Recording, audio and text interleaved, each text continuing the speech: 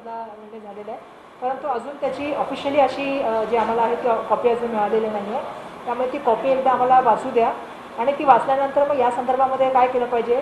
पण आपल्यालासुद्धा माहिती आहे की मधल्या काळामध्ये जे आहे ते CBSEच्या जे तपासणी झाली होती, असेसमेंट झाली होती, त्याच्या संदर्भात सुद्धा सुप्रीम कोर्टाने त्याला शिक्कामोर्तब केलं होतं. आणि 9वीचे जे मार्क होते ते 9वीचे मार्क हे कोविडच्या आधीचे असल्यामुळे त्यावेळी परीक्षा झाल्या होत्या आणि ते ऑथेंटिक असे मार्क होते.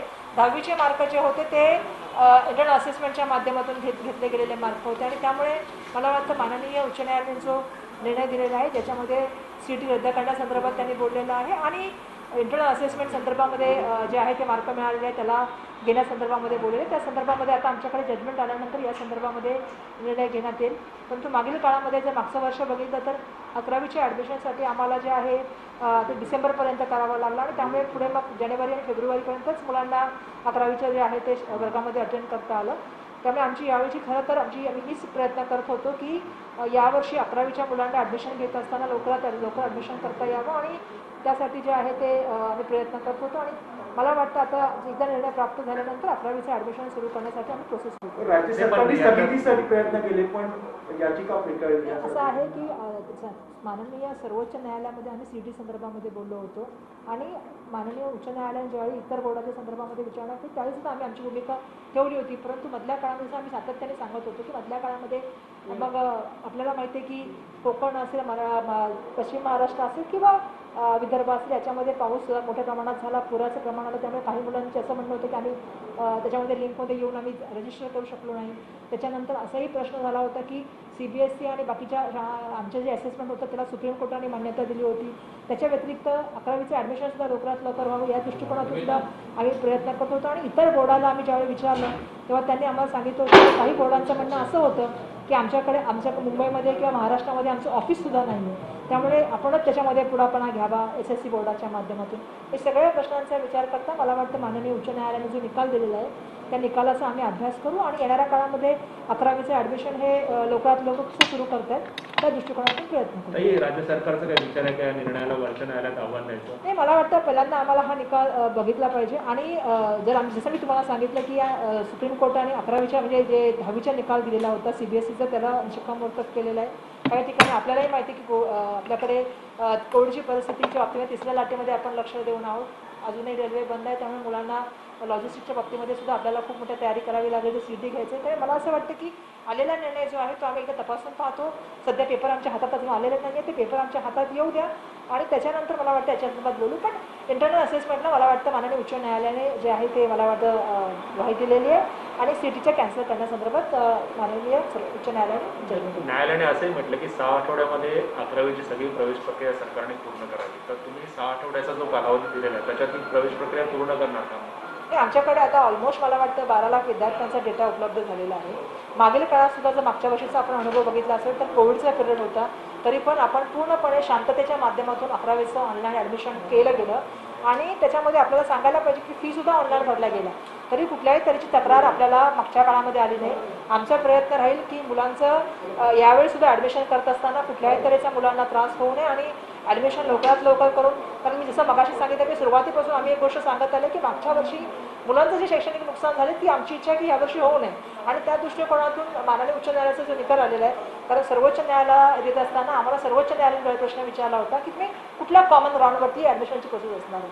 त्याच्यामुळे आम्ही ज्यावेळी सांगितलं होतं आता माननीय उच्च न्यायालयाने या संदर्भात एक निर्णय दिलेला आहे, त्याच्यावर आम्ही अभ्यास करू. आणि जसं मी सांगितलं की ॲडमिशन प्रोसेसला आमच्याकडे डेटा उपलब्ध आहे, आम्ही येणाऱ्या काळामध्ये ॲडमिशन सुरू करू शकतो. काही 1 लाख विद्यार्थी 90% जास्त पास झालेले आहेत. हा गोंधळ आता कसा ॲडमिशनचा CBSE ICSE ची टक्केवारी बघता आणि आपली टक्केवारी बघता टॉपर्स खूप जास्त आहेत, तर एक मला वाटतं की आता प्रत्येक वेळेला असं असतंच की प्रत्येकाला मार्काची लिस्ट असते आणि प्रत्येकाची मार्कशीट उपलब्ध तर असतेच असते आणि त्यानुसारच आपल्याला माहिती आहे की ॲडमिशनचं प्रोसिजर होतं. ज्यांची काही कॉमन टक्केवारी असते त्याच्यासाठी काही लोक नियम लावतात की काही बर्थडे किंवा इतरही काही गोष्टीचं असं निकष होतात, ते आता निकष आपण चेक करू. आता सध्या तरी माननीय उच्च न्यायालयाचा आपल्याला नियम आलेला आहेत आणि त्यांचं जजमेंट आले त्याच्यामध्ये CET कॅन्सल झालेली असं आलेलं आहे. ते पण आम्हाला जर अभ्यास करू त्याच्यानंतर कसं ॲडमिशन दिलं गेलं पाहिजे त्या संदर्भामध्ये 100% मागच्या काळात मी आधी सुरुवातीपासून सांगितलेलं की आमच्याकडे ज्या सीट उपलब्ध आहेत मागच्या वेळेचा ॲडमिशनचा जो आमचा अनुभव आहे त्यामुळे आम्हाला पूर्ण खात्री आहे की यावर्षी आम्ही प्रत्येक मुलाला ॲडमिशन देऊ शकतो. आता 10वीचे जे गुण आहेत, जे गुणपत्रिका आहे, त्याच्यावर हे प्रवेश होतील 11वीचे असं म्हणताय? आता जे अजून आपल्याला जजमेंट हातामध्ये नाही आहे, पण जे मला ऐकण्यात आलेलं आहे की जजमेंटमध्ये आले त्याच्यामध्ये सांगितलेलं आहे की जे इंटरनल असेसमेंटमध्ये जे मार्क मुलांना मिळालेले आहेत ते त्या संदर्भामध्ये जे आहे ते मार्क आता ॲडमिशनसाठी ग्राह्य धरण्यात आले. ते तो मान्य करणार का हायकोर्टाचा? आता तो जजमेंट मला वाचू द्या आणि तो मान्य का आता जजमेंट दिलेलं आहे ते मला वाटतं मान्य करून आपण त्याचं कसं करता येईल लोकल प्रोसिजर त्या दृष्टिकोनातून ॲडमिशन प्रोसेस कशी सुरळीतपणे करता येईल आणि जसं आमचा 12वीचा निकाल लावताना मुलांना त्रास झाला नाही त्याच तऱ्हेने 11वीचं ॲडमिशन करताना सुद्धा मुलांना त्रास होणार नाही, प्रत्येक मुलाला ॲडमिशन मिळेल आणि त्याचं मला वाटतं येणारा कालावधी जो शैक्षणिक असेल तो लवकरात लवकर सुरू होईल हा आमचा प्रयत्न राहील. कधीपासून या सगळ्या ऍडमिशनचे प्रोसेस सुरू होईल? हे जसं मी तुम्हाला सांगितलं की आजच हा निकाल लागलेला आहे, परंतु आमच्याकडे डेटा आता जवळपास उपलब्ध झालेला आहे कारण आम्ही तो डेटा सिलेक्ट सिटीच्या माध्यमातून घेतलेला आहे. त्याच्यामध्ये मला वाटतं मॅक्झिमम जो डेटा आहे तो मुंबई या शहरी भागामध्येच आहे जिथे आपण ऑनलाईन ॲडमिशन करतो. बाकीच्या मॅक्झिमम ठिकाणी आपण ऑफलाईन कॉलेजमध्ये ॲडमिशन केलं जातं. त्यामुळे मला वाटतं हे प्रोसिजर सुरू झालं तर येणाऱ्या काळामध्ये जसं आपण अपेक्षित करतो की लवकरात लवकर ॲडमिशन होईल आणि विद्यार्थ्यांना त्यांचा न्याय मिळेल असं मला वाटतं. पालक आणि विद्यार्थ्यांना काय आव्हान करणार? कारण सीईटीच्या परीक्षेसाठी त्यांनी भरपूर मेहनत घेतली होती, आता आव्हान काय करणार? बिलकुल मी हेच आवाहन करेन की बिलकुल मुलांनी खूप मेहनत घेतली होती. मुलांनी आपल्याला माहिती आहे मागील काळामध्ये कोविडच्या परिस्थितीमध्ये आपण 10वी 12वीच्या परीक्षा घेऊ नाही शकलो, परंतु मुलांनी मागच्या वर्षी सुद्धा अभ्यास केला होता. इंटरनल असेसमेंटच्या माध्यमातून मुलांना मार्क मिळाले. जसं तुम्ही सांगताय आपण सुद्धा जाणतो की यावर्षी मुलांना चांगले मार्क मिळालेले आहेत. मोठ्या प्रमाणामध्ये जसं कॉम्पिटिशन ती म्हणतात तशा ॲडमिशनसाठी जरी असली तरी पण आपले नियम निकष असतात त्यानुसार आपण ॲडमिशन घेऊ कारण प्रत्येक वर्षीचं प्रोसिजर आहे त्यामुळे प्रत्येक वर्षीचं प्रोसिजर ठरलेलं आहे. त्या माध्यमातून आपण प्रोसिजरच्या माध्यमातून ॲडमिशन सुरू करू. आज सिटी संदर्भामध्ये माननीय उच्च न्यायालयाने निकाल दिलेला आहे त्याच्या बाबतीमध्ये आता आमच्याकडे जेव्हा कॉपी आहे त्याचा आम्ही अभ्यास करू आणि मला वाटतं माननीय उच्च न्यायालयाने जे निकाल दिला त्याच्याबद्दल आपण अभ्यास केला पाहिजे आणि त्यांच्या निकाल स्वागतच केलं पाहिजे. काय त्याचं बघू आपण त्याच्याकडून. नहीं, माननीय उच्च न्यायालय ने जो ये आज सीट रद्द करने का और दूसरा जो है वो इंटरनल असेसमेंट को जो है वो ग्राह्य धरने का जो निर्णय लिया है उसके ऊपर मैं इतना ही कहना चाहूँगी कि राइट नाउ हमारे पास अभी तक उसका रिजल्ट कॉपी नहीं आई है. जैसे आएगी उसके ऊपर हम कार्रवाई करेंगे. लेकिन आज की जो परिस्थितियाँ है जैसा हम पिछले साल से जानते हैं कि पिछले साल में एडमिशन के लिए लगभग दिसंबर तक एडमिशन चला, फिर 2-3 महीने बच्चों को पढ़ाई के लिए मिले. हम ये चाहते थे कि इस साल जल्द से जल्द प्रोसीजर हो और बच्चों को एडमिशन मिले और इस साल उनका कोई नुकसान नहीं होना चाहिए, हमारी कोशिश थी. साथ ही साथ 11वीं के जो थे जो 10th के जो असेसमेंट के लिए सीबीएसई के लिए कुछ लोग सुप्रीम कोर्ट में गए थे तो माननीय सर्वोच्च न्यायालय ने भी यही कहा था कि ये जो असेसमेंट किया है वो सही है. महाराष्ट्र में भी आपको पता है कई जगहों पे पूर आए थे तो बच्चों का कहना था कि हम सिटी का फॉर्म उस समय भर नहीं पाए थे.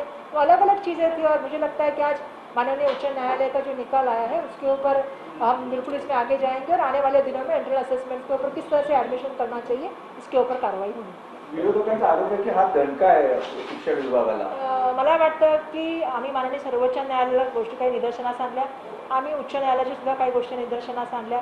मुलांच्या हितासाठी आणि मुलांचं शैक्षणिक नुकसान होणे म्हणून शालेय शिक्षण विभाग काम करत असतो आणि त्या दृष्टिकोनातून आम्ही आमची बाजू मांडण्याचं काम केलं आणि त्याच्यामध्ये आम्ही ह्या सगळ्या परिस्थिती माननीय उच्च न्यायालयाच्या निदर्शनास आणून दिलं की बाबा ही अशी अशी परिस्थिती नैसर्गिक क्लायमेटच्या बाबतीत सांगितलेलं आहे, कोविडच्या बाबतीत सांगितलं. आम्ही आमची जी गोष्ट सांगतात ती गोष्ट आम्ही न्यायालयाला सांगितली आणि मला असं वाटतं की मुलांचं ॲडमिशन कसं चांगल्या रीतीने होईल याच्यावरती आपण जास्त बोलूया आणि मुलांचं शैक्षणिक नुकसान होणे याच्यावरती आमचा फोकस आहे. बाकीच्या गोष्टीच्या बाबतीमध्ये विरोधक काही बोलू शकतो. तर अर्थातच शालेय शिक्षण मंत्री वर्षा गायकवाड यांनी सांगितलेलं आहे की ज्या पद्धतीने सध्या जो अध्यादेश कोर्टाकडून रद्द करण्यात आलेला आहे त्या संदर्भातली कॉपी अजून आमच्या हातात आलेली नाहीये, ती आल्यानंतर आम्ही त्यावरती सविस्तर बोलू. मात्र विद्यार्थ्यांचं नुकसान होणार नाही या दृष्टीनेच आमचे प्रयत्न आहेत आणि त्या दृष्टीनेच विद्यार्थ्यांची आणि 11वीची ज्या प्रवेश प्रक्रिया आहे तीही लवकर राबवली जाईल असंही त्यांनी म्हटलेलं आहे. त्यामुळे अर्थातच 11वीच्या प्रवेशासाठी लवकरात लवकर प्रयत्न करू असंही त्यांनी म्हटलेलं आहे आणि विद्यार्थ्यांना कुठलाही त्रास होणार नाही याची सुद्धा आम्ही काळजी घेऊ असंही त्यांनी म्हटलेलं आहे. मधल्या काळामध्ये महापूर प्रचंड मोठ्या प्रमाणात कोकण, पश्चिम महाराष्ट्र आणि विदर्भात आणि तिथल्या विद्यार्थ्यांना त्यामुळे अर्थातच मोठ्या अडचणींचा सामना करावा लागला होता आणि त्या दृष्टीने काही निर्णय हे राज्य सरकारला घ्यावे लागले होते असंही त्यांनी म्हटलेलं आहे. मात्र येत्या काळात विद्यार्थ्यांचं नुकसान होणार नाही, हायकोर्टाचा निर्णय तपासूनच निर्णय घेतला जाईल आणि मुलांचे प्रवेश हे लवकर व्हावेत यासाठी आम्ही प्रयत्न करू असंही म्हटलंय. तसंच हायकोर्टाचा निर्णय हा आम्ही व्यवस्थित तपासून पाहू आणि मगच निर्णय घेऊ असंही म्हटलंय.